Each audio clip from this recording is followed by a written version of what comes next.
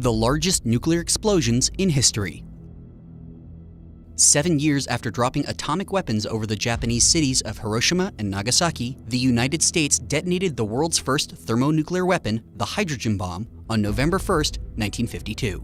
The test occurred on Eniwetok Atoll in the Pacific, and the device, codenamed Ivy Mike, yielded an explosion equivalent to the destructive power of 10.4 megatons of TNT. It was 1,000 times more powerful than conventional nuclear devices of the time.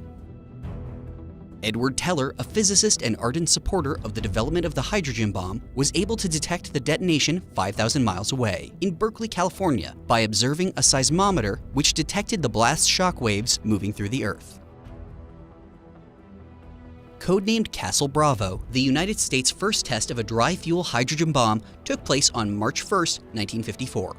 Detonated at Bikini Atoll in the Marshall Islands, Castle Bravo is the most powerful nuclear device ever tested by the United States, with a yield of 15 megatons of TNT.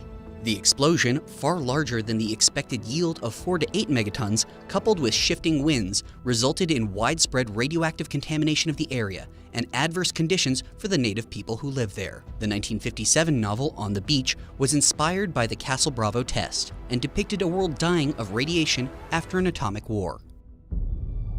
Just 1 month later, on March 27, 1954, the United States continued their Operation Castle nuclear tests with Castle Romeo, the first test of the TX-17 thermonuclear weapon. Castle Romeo, also detonated at Bikini Atoll, was a weaponized dry fusion bomb that again exceeded original expectations for total explosive yield. Romeo was the first nuclear test conducted on a barge, which was necessary because the explosions were blowing vast holes in the natural reefs of the islands.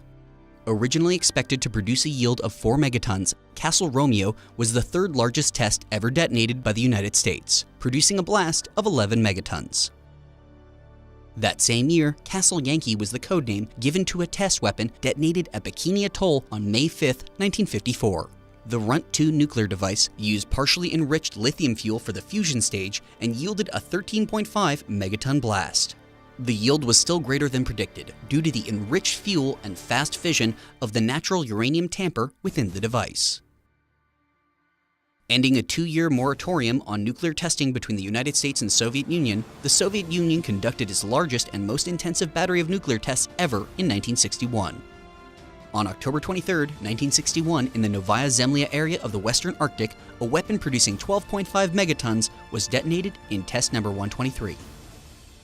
Novaya Zemlya is a pair of islands between the Barents Sea and the Kara Sea that measure 32,000 square miles in area, or about the size of the state of South Carolina. Many thermonuclear tests during this period were conducted on or around these islands, the largest of which occurred on October 30, 1961. The Tsar Bomba was the most powerful nuclear weapon ever created by mankind and yielded a 50 megaton blast. That's over 1,350 times more powerful than the combined energy of the bombs that destroyed Hiroshima and Nagasaki.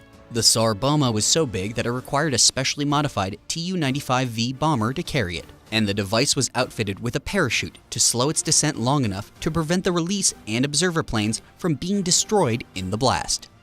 The explosion was so devastating that its shockwave damaged windows over 550 miles away, and the flash was so bright that it could be seen from more than 620 miles away.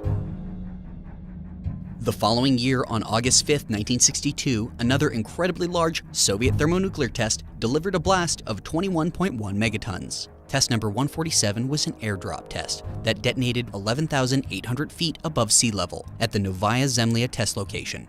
That's 7 times as high as the Willis Tower in Chicago. On September 25th and 27th of 1962, 2 hydrogen weapons were tested yielding 19.1 and 20 megaton blasts, respectively. Again tested at Novaya Zemlya, test number 173 and 174 were airdropped and detonated at an altitude of about 13,000 feet. Just weeks after these tests, the United States would discover the presence of nuclear-armed Soviet missiles in Cuba, just 90 miles off the coast of Florida. This sparked the 13-day military standoff and naval blockade known as the Cuban Missile Crisis. In the interest of international peace and security, all concerned should refrain from any action which may aggravate the situation and bring with it the risk of war. nuclear catastrophe was narrowly avoided when Soviet leader Nikita Khrushchev offered to remove the missiles from Cuba in exchange for the US promising not to invade the island and removing their nuclear weapons from strategic locations in Turkey. The second largest nuclear test in history, also conducted by the Soviets, took place on Christmas Eve, 1962. It was a thermonuclear fusion bomb, delivered via an intercontinental ballistic missile, or ICBM. It yielded 24.2 megatons and had a destruction radius of about 6 miles, or about a quarter of the size of Los Angeles. Test number 219 was one of the last atmospheric nuclear tests conducted by the Soviet Union. Less than a year later, on August 5, 1963, the governments of the Soviet Union, United Kingdom, and United States signed the Partial Nuclear Test Ban Treaty. This prohibited all test detonations of nuclear weapons in the atmosphere, outer space, or underwater, and was designed to slow the arms race and stop the excessive release of nuclear fallout into the Earth's atmosphere. Underground tests were still permitted under the treaty and continued until September 10, 1996, when the Comprehensive Nuclear Test Ban Treaty was adopted by the United Nations General Assembly. The only countries not to have signed the treaty are India, Pakistan, and North Korea.